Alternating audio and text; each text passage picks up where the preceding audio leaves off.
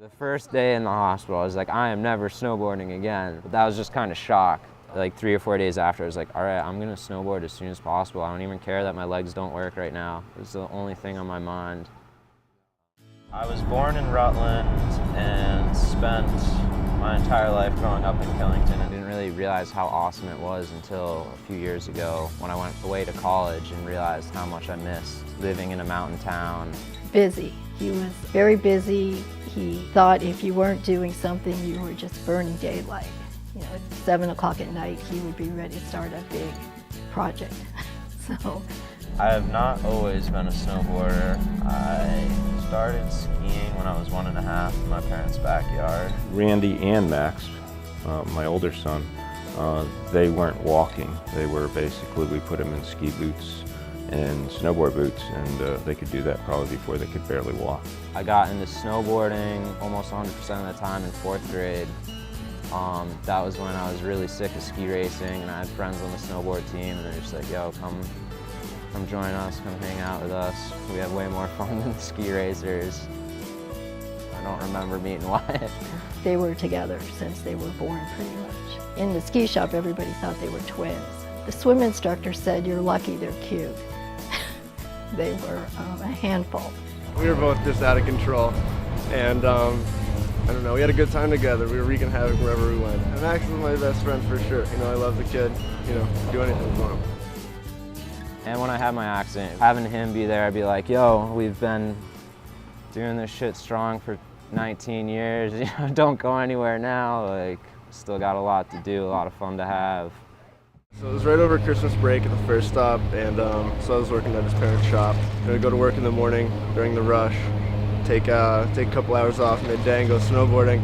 That's where I met up with Max, who's out on the mountain. I was snowboarding with 5 or 6 of my best friends, having a great time, kind of going everywhere with no cares.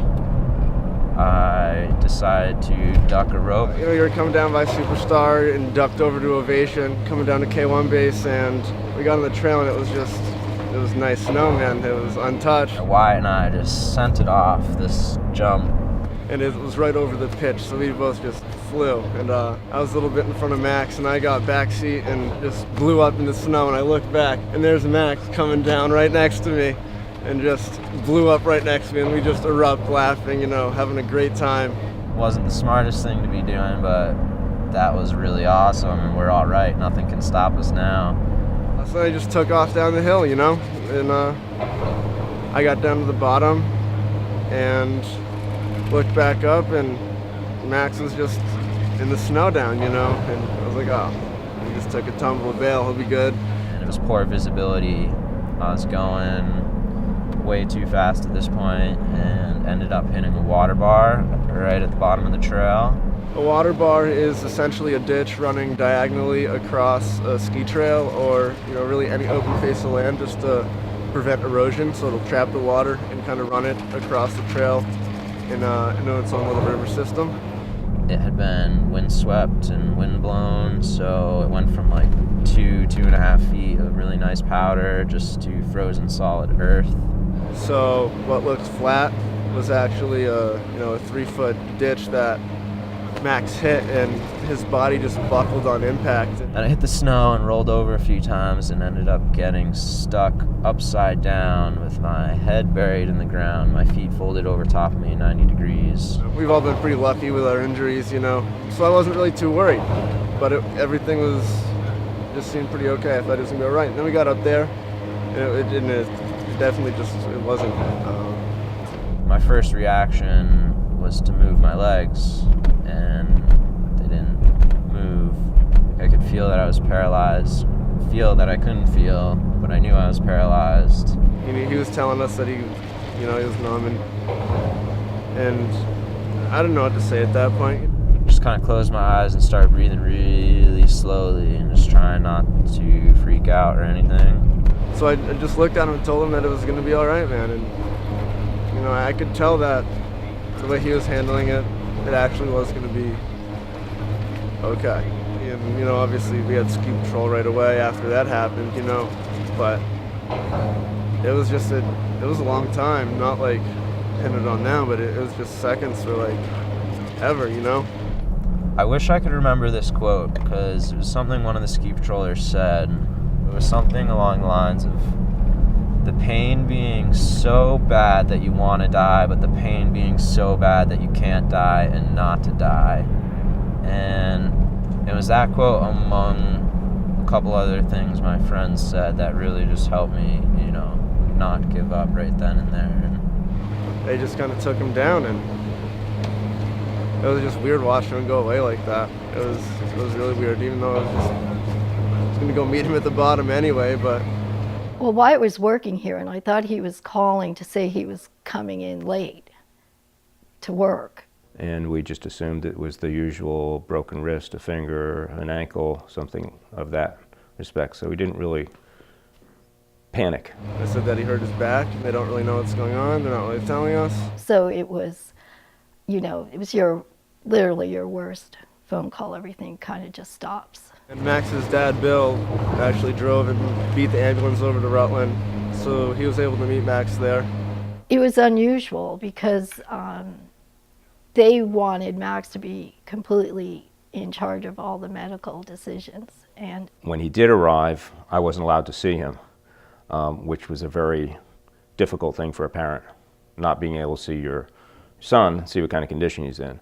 And the hospital was very adamant about not letting me sit in the room with him because he was an adult. I think when I finally did get to see him, and they said they needed to either do an airlift or move him over to Dartmouth.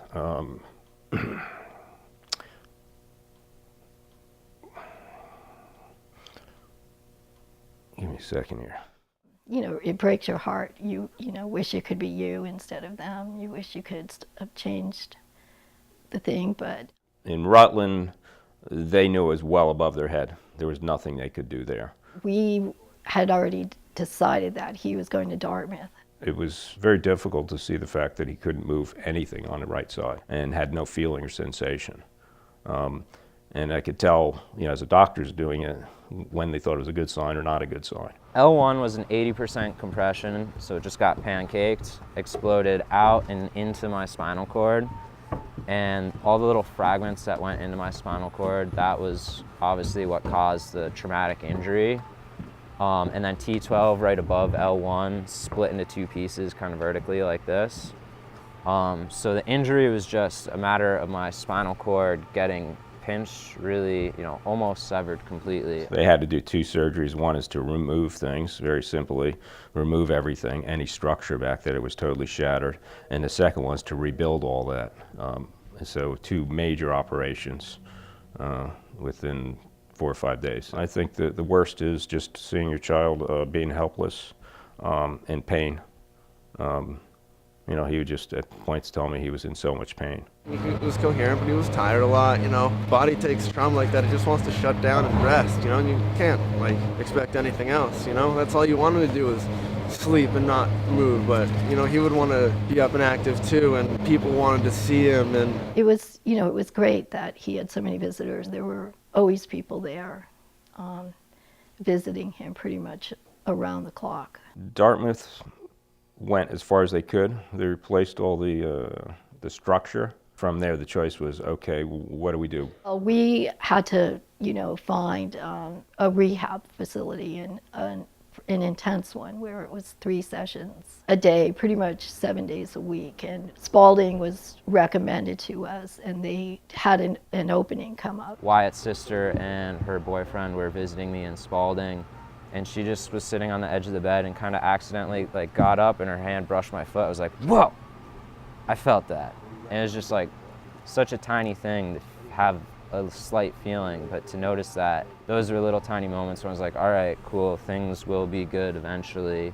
I said, it's going to be just like KMS. You're going to start working out early in the morning, and you're going to work out until about 6 or 7 o'clock at night. And you know, you'll be tired, but it'll be a good tired. And the first time I sat on the edge of a bed, I had no sense of balance or equilibrium. There was definitely some level of fear. It was fear because I felt like I was gonna fall off the bed and hit my face on the floor and knock myself out or do something like that. I had an old Polaroid, And even when he was in the hospital at Dartmouth, I was taking Polaroid shots. And every time he could do something, go a little further, he would say, "I'll take a picture of this therapist or someone who was helping me with this." The first day I walked, it was between parallel bars, and it was pretty awkward, but just like picking up one foot and like setting it forward, but not really having control of it. You know, my knees were like kind of shaky, collapsing. They weren't pretty by any means, but I was moving under my own power, on my own feet. I think he saw the talent there and wanted to really get as much out of it as he could. Every time they said, we'll do this plank and we'll make you walk 2 feet, he'd say, "No, I want to go 4 feet." How far are we going, Max? About 30 feet past that corner. Really? Okay. I think the double doors down that way is 100 feet. Oh, wow. You know, he was making just leaps and bounds there, so it was exciting. Like every day it was something else that I feel like he was progressing through, which was really great. And I think at Spaulding, they appreciate the fact that here they have a patient that's willing to go a little extra and get better. And that was probably one of the best decisions that was made after the surgery, is to get him there. The people there were amazing. I had been connected with High Fives Foundation at that point. So they're a non-for-profit foundation based out of Truckee, California, and they serve to help people like me who get hurt doing something, whether it's skiing, snowboarding. You know, they were really stressing, stay in inpatient rehab as long as possible, because you really, once you're out of the hospital, aside from having High Fives, there's no support. The hospital is like, you could go home next week, but we recommend you stay another week just for more therapy. But I had to go home. I chose to go home. I was like. But at one point when he was in the hospital, in a bed and not moving, a friend of the family was there and point blank asked me on the side if I ever thought he would walk again. And I said, "No, he's going to snowboard." And that was Max's idea, not mine. You know, they told me, be prepared not to walk. It's like, I'm gonna walk. Can't tell me I'm not gonna walk. So when they told me I was gonna snowboard, it was partly just wanting to go back and snowboard and prove to the doctors that someone can have this traumatic injury and get back on the mountain. When he decided to go try it, months and months later, in the spring, I was like, you know what? If he wants to do it, great. But hurry up, because it only takes 30-second videos. Oh my god, oh my god, oh my god. Oh my god, oh my god, oh my gosh. Alright, we're okay, we're good. I cried, definitely. I mean, I had cried out of pain in the hospital, but I cried like tears of joy for sure. You know, at a time where I was only walking 100, 150 feet a day with a cane or walker, and then sitting in a wheelchair for the rest of the day, and then being able to stand up on a snowboard and make turns, can't describe it other than just being one of the most awesome days of my life. It's not just snowboarding, it's being active, it's biking, it's sailing, it's hiking. So I think it's more just being an athlete, you know. Snowboarding, he loves the mountains, and being out there is probably the biggest one, but just being athletic, I think, is important to him. Old one? Yeah, you got it up there? Yeah. It's in that goggle glass. No, I'm happy every day that when I can go out and snowboard with Max, and I think about it every day, and I love that we can snowboard together, and it makes me happy that he can snowboard again. You know, this is life part 2. You know, maybe not going exactly as planned, but he is moving forward. Should be graduating college soon, which will be great. And then he'll be pretty much on his own. Yeah, I think Max is lucky. The situation, you know, he broke his back and was temporarily paralyzed. He could have been permanently paralyzed. We're all lucky. We're all lucky every day for different reasons. You know, past is the past. There's no going back and changing anything. But you can affect the future. As cliche as it sounds, not to take shortcuts, because that trail was literally just a shortcut to get to my car a little bit faster. Could have gone down an open trail, went down a closed trail to save maybe a minute of my time, which compared to 44 days is nothing, and compared to a lifetime is really just not even a blink. I know I've come a long way from being paralyzed, so I'm pretty happy just to be making turns and doing what I'm doing.